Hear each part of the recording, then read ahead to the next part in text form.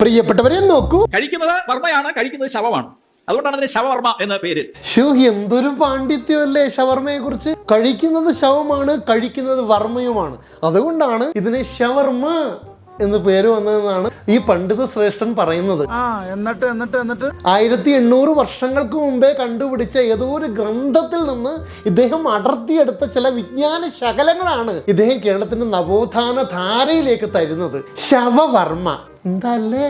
കേരളത്തിൽ ഷവർമ്മ കഴിച്ച് അനേകം പേര് മരിച്ചു. അതിലൊരു മുഹമ്മദ് ഇല്ല, അതിലൊരു ആയിഷ ഇല്ല, അതിലൊരു തോമസ് ഇല്ല, പക്ഷെ അതിൽ വർമ്മ ഉണ്ടായിരുന്നു. അതുകൊണ്ടായിരിക്കും ഒരുപക്ഷെ അത് ഷവർമ്മയായിരുന്നു. എന്ത് ഭക്ഷണം കഴിച്ചാലും മരിക്കരുതേ എന്ന് ആഗ്രഹിക്കുന്ന നമ്മുടെ മുന്നിലേക്കാണ് ഇദ്ദേഹം പറയുന്നത്, ഷവർമ്മ കഴിച്ചാൽ അവിടെ ആയിഷ മരിക്കുന്നില്ല, മുഹമ്മദ് മരിക്കുന്നില്ല, തോമസ് മരിക്കുന്നില്ല, ഇവരൊക്കെ മരിച്ചാൽ കുഴപ്പമില്ല, പക്ഷെ ഇവരാരും മരിക്കുന്നില്ല. മരിക്കുന്നത് ആരാ?